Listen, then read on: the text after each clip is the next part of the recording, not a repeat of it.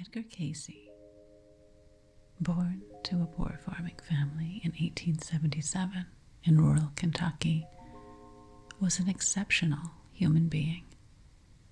Exceptional not merely because he was a powerful force for reviving interest in metaphysical questions and one of the co-founders of the modern New Age movement. No, exceptional because when he was visited by an angel at the age of 12, an angel who offered to grant him his deepest wish, the young Cayce answered that, more than anything in the world, he would like to be gifted with the power to heal. Specifically, the ability to heal sick children. And not even one day later, Cayce discovered that the winged woman who had visited him while he was reading his Bible in the forest had already gifted him with some superhuman abilities. When Edgar Cayce was unable to memorize a word list for a spelling test at school the next day, Cayce's father grew frustrated with him and knocked young Cayce out of his chair.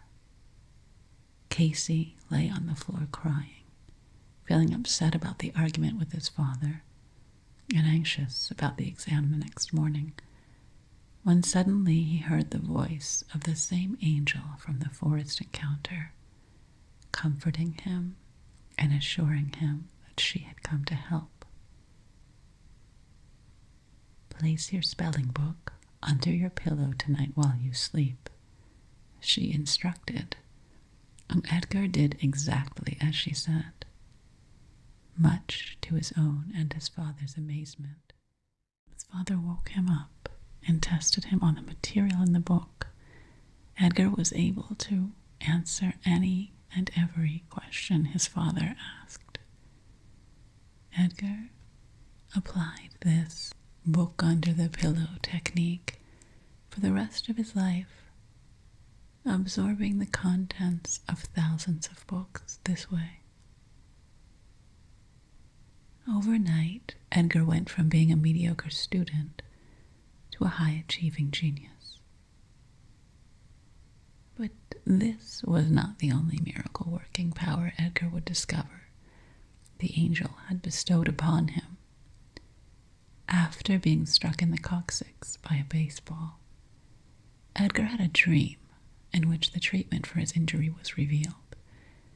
The healing method prescribed in his dream, an herbal remedy, alleviated the pain of his spinal injury instantly. Yet, Edgar's healing powers would not fully manifest for many more years. Despite his knack for absorbing and recalling information, Edgar was forced to drop out of school after 8th grade and go to work to support his struggling family. Edgar worked alongside his father, selling insurance, until Edgar was stricken by a sudden, prolonged case of laryngitis that took away his voice. Unable to heal his laryngitis and speak above a whisper, Edgar worked for a period as a portrait photographer, a trade that didn't require much speaking. It was during this time that Edgar was very actively involved in the church, rereading his Bible in its entirety every year, recruiting missionaries and teaching Sunday school. Due to his religious beliefs, Edgar felt conflicted and agonized over whether his psychic abilities had been gifted from God or whether they were the work of Satan. Edgar feared that it was against God's will to read the auras he often saw around people, auras that provided information about that person's spiritual condition. He also agonized over the question of whether the angels who he had frequent conversations with were actually demons. As a result, Edgar experienced reluctance to fully explore his abilities.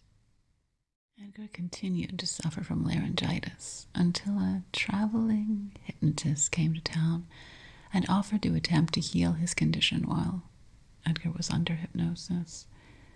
Although Cayce was able to recover his voice while under the hypnotist's trance, once awakened, his voice was lost again. Cayce submitted himself for hypnosis under 2 more hypnotists. One of them, a local man named A.R.E, was able to guide Cayce in permanently recovering his voice by showing Cayce how to take control of the hypnosis session once he entered the trance.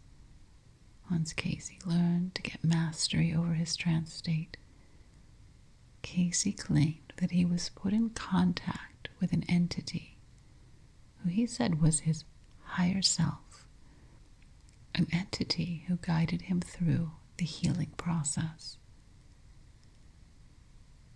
In this session, the entity disclosed to Cayce that the cause of his laryngitis was psychological paralysis, which could be cured by consciously increasing blood flow to Cayce's throat.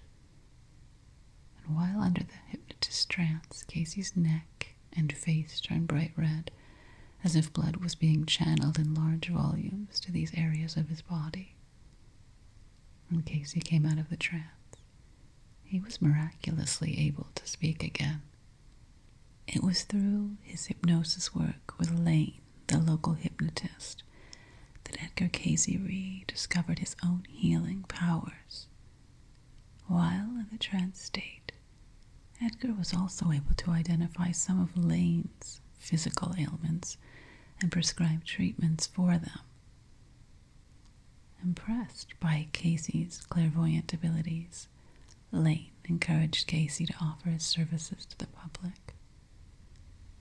According to some accounts, Cayce's fiancée also encouraged him to share what she saw as a gift from God with the world. Yet, in other accounts of Cayce's life, Gertrude Evans, his fiancée, had many reservations about the sleeping prophet's healing hypnosis work. Although Cayce was worried about the efficacy and safety of his prescriptions, since they were made while he was in a trance state, he eventually offered his healing services to the public, stipulating that all services were provided free of charge, and that no information about the patient should be revealed to him before the session.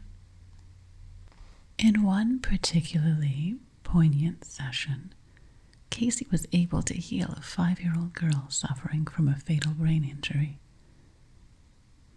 They diagnosed her condition as a spinal injury and prescribed a spinal readjustment of her vertebrae, a treatment that saved the girl from death and restored her ability to walk. Word spread quickly of Cayce's healing sessions as newspapers across the country reported on the miraculous results achieved through Cayce's prescriptions, and soon he was offering treatments to patients all over the country. Offering treatments via letters of healing requests sent to him.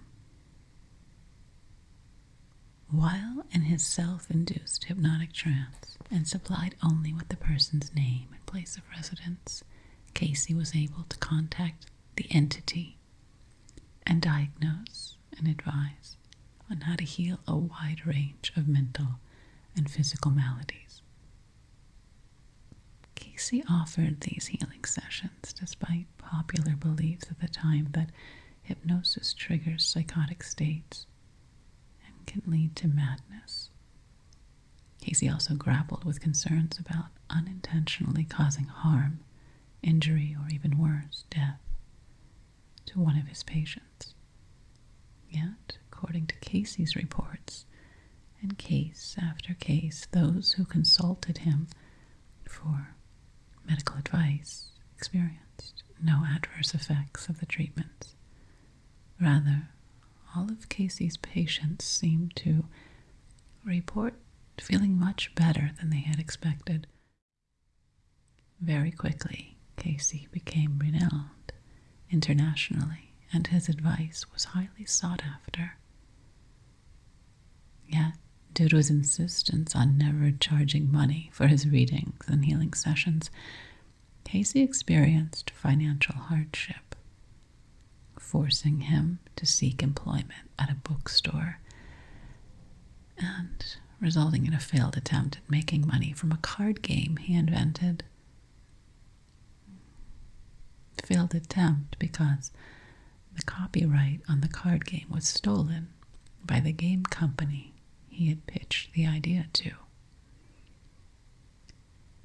Despite his financial struggles, Cayce married his longtime sweetheart, Gertrude Evans, and the couple moved to Bowling Green, where Cayce was often visited by Lane, the hypnotist, who helped him with ongoing bouts of laryngitis. While Cayce and his family were staying at a boarding house, Lane visited them and had an encounter with some young doctors, a magistrate and a journalist, who were also staying at the boarding house where the Cayce family was lodging. In the course of this interaction, Lane revealed to the doctors, magistrate, and the journalist the nature of the work he was doing with Cayce. When word got out of Cayce and Lane's activities, the State Board of Medicine revoked Lane's license, forcing him to seek certification in an alternative medical field, that of osteopathy, and also heaping much attention on Cayce. Intrigued by Cayce's purported healing abilities, the doctors rallied several other medical professionals to perform investigations into the legitimacy and nature of Cayce's work, finding that all of Cayce's readings seemed to be accurate. However, after a particularly uncomfortable and invasive investigation of Cayce's trance sessions by these doctors, Cayce pulled out of their investigations and refused to participate in any further investigations, pledging to only do readings for those who were actually in need of healing. For the next few years, Cayce and his family continued to struggle financially, as Cayce refused several offers from medical practitioners to work alongside them in their practice, and the photography business Cayce operated suffered 2 tragic fires, which ultimately led to bankruptcy for Cayce. So, reluctantly, Cayce went into business with a homeopath named Wesley H. Ketchum from Hopkinsville, a man who was very savvy in garnering media attention for Cayce's abilities, but who ultimately exploited Cayce for personal gain, something he was able to pull off by manipulating Cayce while he was under trance. Ketchum used Cayce's abilities for his gambling schemes, and his swindling forced Cayce to go back to work for an established photographer and relocate his family to Selma, Alabama. More tragedy was heaped upon the Cayce family during this time when Cayce's infant son fell ill and died. It's rumored that either Cayce's lack of faith in his own healing prescriptions or the ineffective nature of his prescriptions resulted in the death of his second child. However, when his wife nearly died of tuberculosis while under the treatment of several doctors, Cayce applied the healing methods revealed in a trance to successfully cure his wife. Cayce and his family remained in Selma from 1912 until 1923. And during these 11 years, Cayce was finally able to offer readings full-time by accepting donations for his work.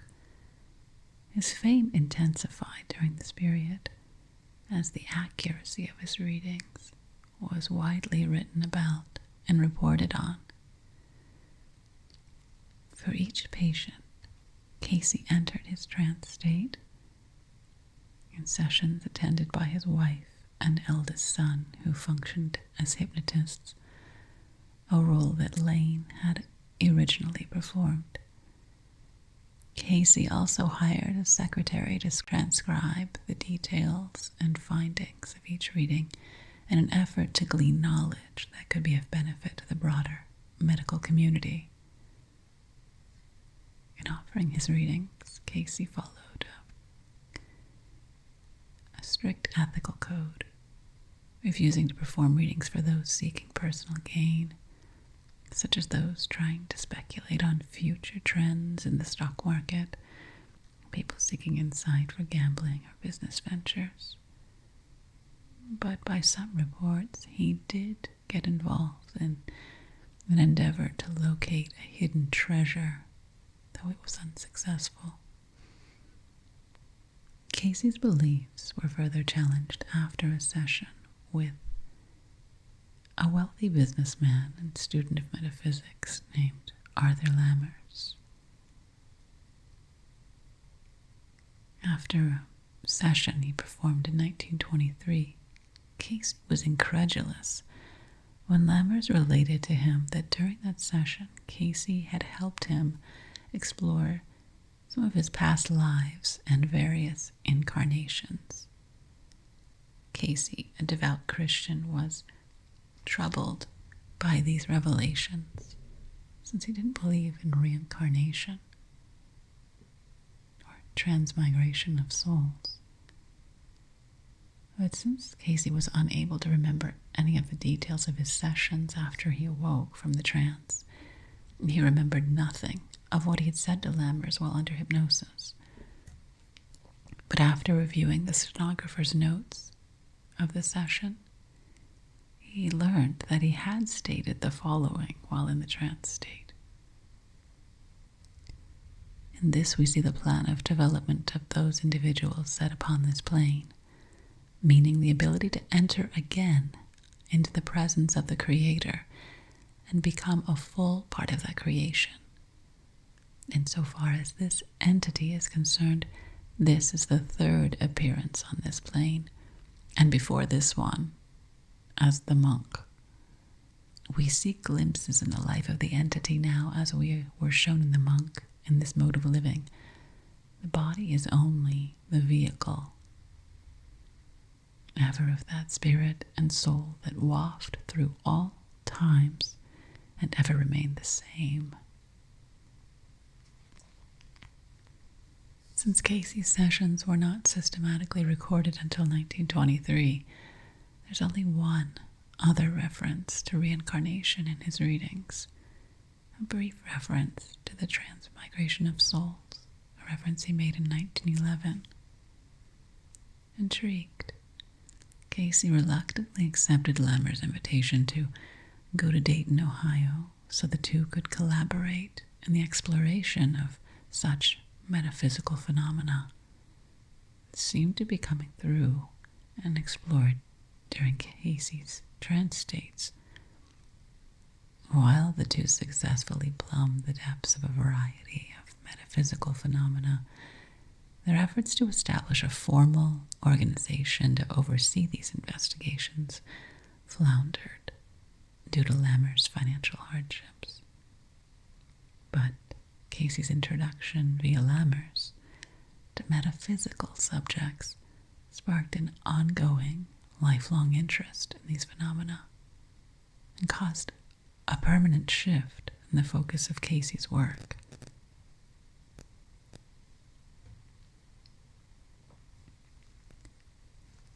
Until this time, Cayce had applied his clairvoyant powers to offer healing to those in physical or mental pain.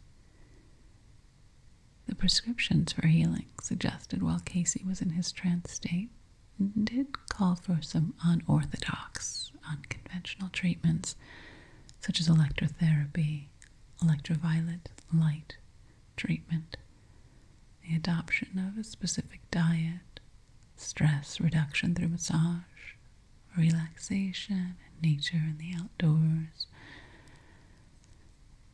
There were remedies that were outside of the standard practices of traditional mainstream medicine of that day.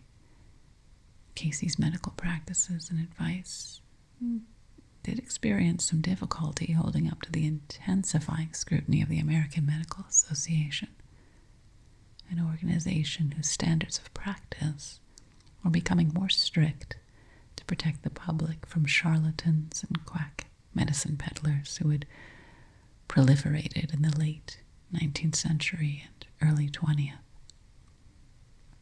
In response, Cayce sought to professionalize his work, bringing in licensed medical practitioners to oversee his sessions and assist him. As if in confirmation of this move to professionalize what he was doing, Cayce heard a voice while in a trance state that ordered him to relocate to Virginia Beach, where the curative sand crystals would expedite his patient's healing. In 1925, with the move to Virginia Beach, the professionalization of his practice, and the founding of several enduring institutions endowed by successful stock investor Morton Blumenthal, Cayce's work began to be more focused on mystical, even occult topics of investigation. So, in 1927, the Association of National Investigations was founded, an organization that required any individual seeking a psychic consultation to become a member. And there were some prominent members, including Moseley Brown, head of the psychology department at Washington and Lee University. In the following year, the association created a hospital complex, complete with research facilities and spacious recuperation wards, a facility that allowed medical practitioners to monitor the efficacy of the remedies prescribed during Cayce's trance sessions, and for the recording of the results for purposes of expanding and advancing medical knowledge. Working from the hospital facility was an individual named Schenker A. Cayce, a clairvoyant chemist who helped Cayce research and bring to market a drug called etomidine. There were many other remedies that Cayce developed and prescribed, but they all had the same function, and that was to optimize the absorption of key nutrients from food and to reset the bodily systems to a natural equilibrium. Treatments took a variety of forms: salt packs, poultices, hot compresses, magnetism, massage, color healing, vibrational treatment, dental therapy, colonics, enemas, inhalants, antiseptics, homeopathics, mud baths, and essential oils, as well as oils, salts, herbs, iodine, witch hazel, magnesia, bismuth, alcohol, castoria, lactated pepsin, turpentine, charcoal, animated ash, soda, cream of tartar, aconite, and, surprisingly, laudanum. of these prescribed to ensure optimal digestion and absorption of essential vitamins and minerals. The organization, the hospital, was doing so well that its benefactors, Blumenthal and Brown, made plans for creating a vast university that would provide spiritual, psychological, and physical healing. And that was slated to open in 1930. Although Cayce prophesied the stock market collapse of 1929 in advance and advised his friends and benefactors to sell off their stocks and get out of the market, they failed to heed his advice, and some of them lost their fortunes. This unfortunate economic downturn deeply impacted the Association of National Investigations and its hospital. Operations of the university proved too exorbitant, and the main benefactor, Blumenthal, withdrew his support and shut down the university, the hospital, and the association in 1931. In the wake of the shutdown, Cayce scrambled to recover and secure his archived records of his hypnosis sessions that were conducted at the Institute. But he did manage to get back that knowledge so that it could be passed on for generations to come. During the economic downturn of the Great Depression, Cayce became a spiritual teacher. This was prompted by continual questions from many people about how they could tap into their psychic powers too, just like Cayce had. So for the next 11 years, Cayce conducted study groups that offered spiritual insights and guidance. And while in the trance state, Cayce encouraged his followers to focus on becoming more spiritually in tune and learning how to use love to bring light to the waiting world, rather than overtly, explicitly seeking to develop psychic abilities. Cayce also prophesied during this time that his teachings, which began to center around topics like dreams, synchronicity, developing intuition, the Akashic records, astrology, past life experiences, soulmate relationships, and other esoteric topics, he prophesied that they would be of value 100 years from his lifetime. And this is a prophecy that seems to have come true, to have been accurate.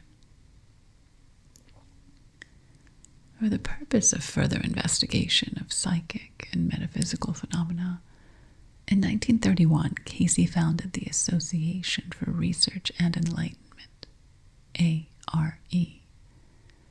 The association, a small, somewhat secretive and private group, established a research library, study groups, sent out a monthly bulletin, and limited Cayce to 2 readings per day to prevent him from experiencing overexhaustion.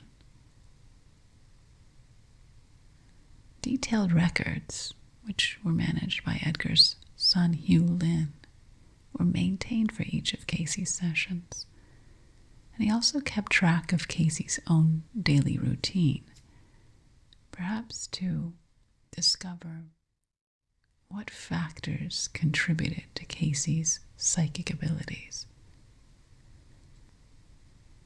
Cayce believed that the insights and revelations revealed through his readings were ancient and universal wisdom, intended not to contradict, but to supplement and reinforce existing belief systems, and to unify people rather than stir up division and fighting.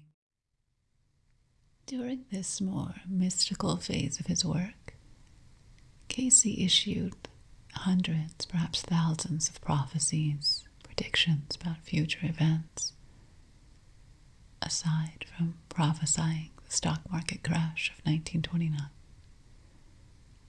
Cayce accurately predicted American recovery, economic recovery a few years later in 1933, the rise of Hitler in 1934, and also Hitler's demise through actions, interventions by an outside power. Cayce also predicted World War II, a war he said would involve numerous nations, describing in advance the coalition formed between Austria, Germany, and Japan. Cayce's prophecies have also been interpreted as predicting the formation of the United Nations, a peacekeeping entity following World War II, the circumstances surrounding FDR's death, and the assassination of JFK, a president who would serve a few decades after Cayce had crossed over, and the unrest of the American civil rights movements of the 60s and 70s.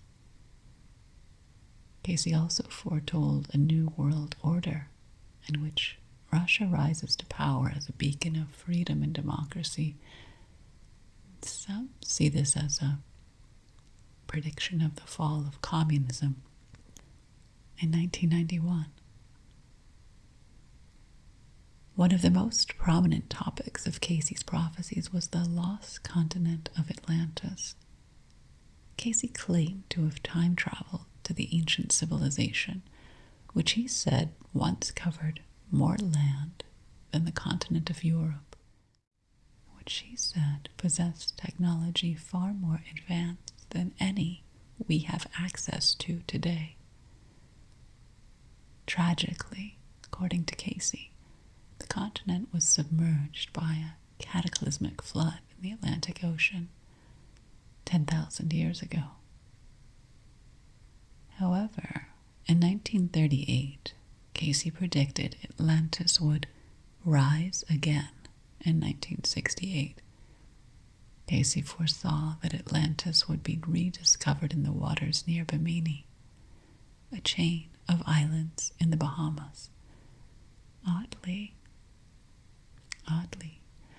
beautiful square blocks, now referred to as the Bimini Road, were indeed discovered underwater in the region in the year 1968. Cayce's prophecies also spotlighted another ancient civilization called the Essenes, a secret sect of Judaism about which not much was known during Cayce's lifetime. But in 1934, Cayce prophesied that the knowledge of the Essenes would soon be unearthed. Then, in 1947, the Dead Sea Scrolls were discovered, and 12 desert caves of Qumran in the West Bank. The Dead Sea Scrolls, written about 2,000 years ago in Hebrew, Greek, and Aramaic, are 1,000 years older than any previously known version of the Bible. These scrolls include texts not included in the canonical Bible. Texts like the Book of Enoch, the Book of Jubilees, the Book of Tobit, the Wisdom of Sirach, as well as additional Psalms, Psalms 152 through 155. These works, these lost books, shed light on the beliefs and practices of the previously esoteric Essene sect. In addition to predicting the discovery of the Dead Sea Scrolls, Cayce described the nature and severity of storms, droughts, and flooding that would be caused by El Niño and La Niña weather conditions, decades before scientists understood these phenomena. Cayce is also credited with predicting the election of the United States' first black president. One of Cayce's most harrowing predictions was that of his own death, which he predicted 3 days in advance of the stroke that ended his life. A multitude of Cayce's prophecies have not yet come to pass, particularly those pertaining to earth changes, as he called them. Cayce, like many other prophets and seers, predicted a chain of global, cataclysmic events that would restructure the layout of the entire planet, shifting land surfaces, borders, people, and waters in drastic ways, rendering the earth unrecognizable to those living in the 1930s or even now, and dramatically altering the realities of human life. According to Cayce, Earth's changes would be brought on by a mixed brew of natural disasters, floods, earthquakes, volcanoes, and human-induced events such as economic, social, and political upheavals. In a series of prophecies that echo those of the Great Purification prophesied by the Hopi, a Native American tribe, Cayce foresaw an imminent pole shift of the earth of about 16 to 20 degrees that will cause simultaneous volcanic eruptions that would submerge many land masses, including the California coast, and cause Atlantis to rise up to the surface from beneath the ocean.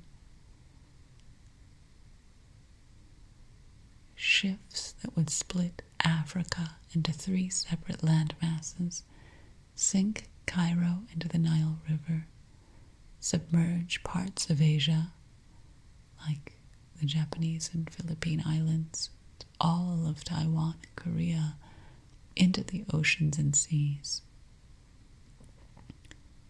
Shifts that would drastically reduce the land masses of northern Europe, as well as China and India. Shifts that will result in billions of human and animal refugees and casualties.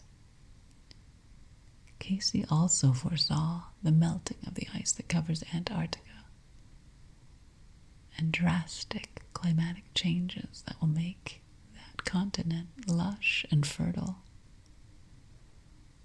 In his visions of the near future, Cayce saw New Zealand experiencing an increase in land mass as it merges with Australia,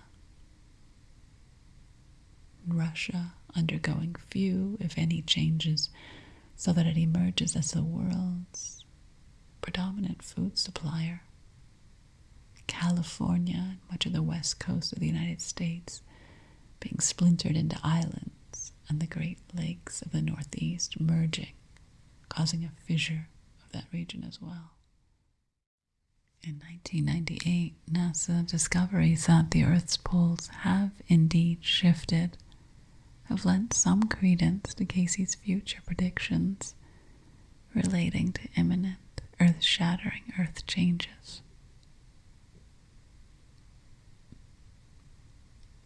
However, the sleeping prophet's credibility was challenged when Cayce's prediction that Christ would return to Earth in that same year, 1998, failed to come true.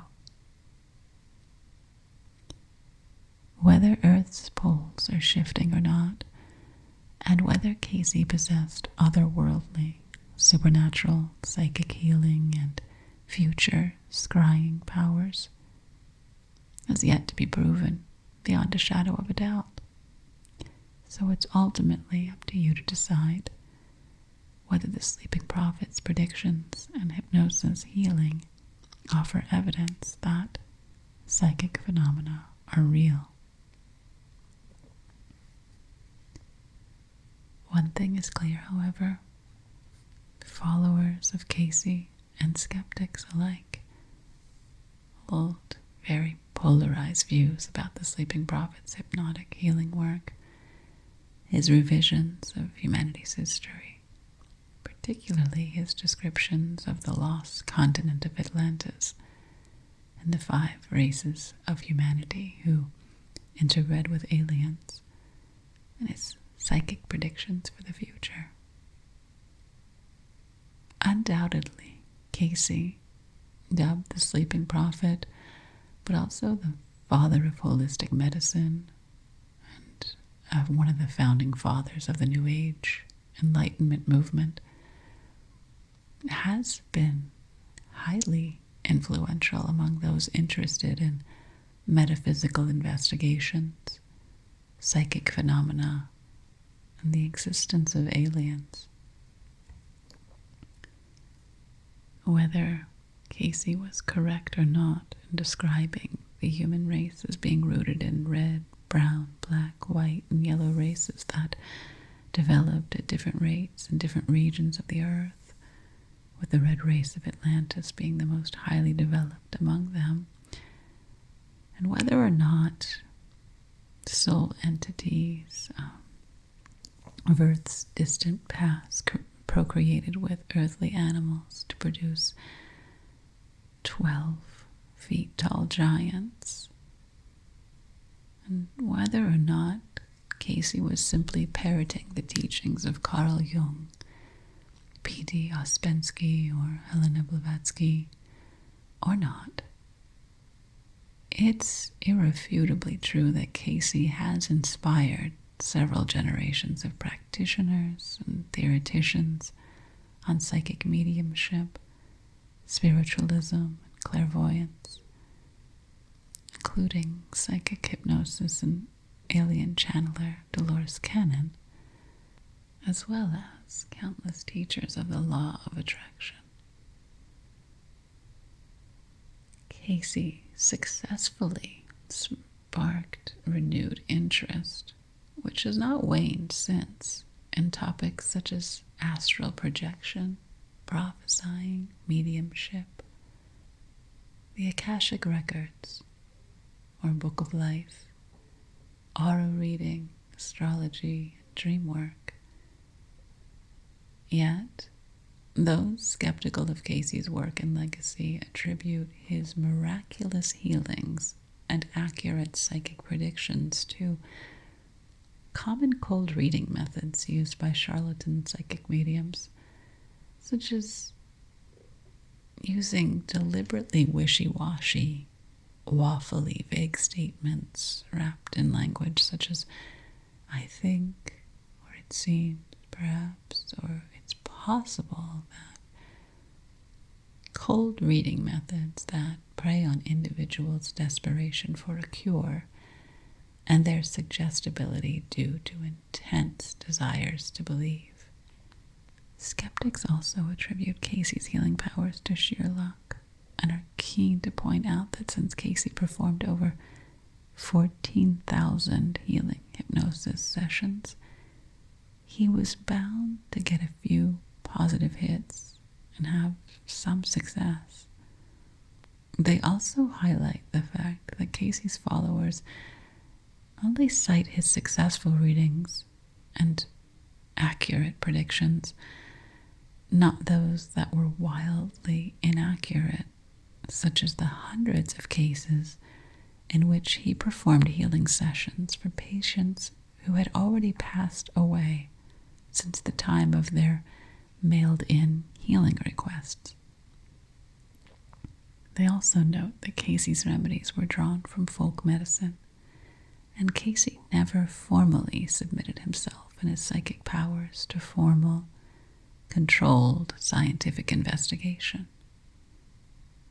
In a rare instance in which Cayce performed a reading for a scientist, ESP pioneer Joseph Rhine of Duke University, Cayce is reported to have wrongly diagnosed Rhine's daughter. Well, because Edgar Cayce crossed over in 1945 in Virginia Beach, Virginia. We will simply have to wait and see whether or not Cayce the Sleeping Prophet's predictions about earth-shattering, cataclysmic earth changes will indeed come to pass, in order to verify whether Cayce did indeed have access to a portal for peering into the future.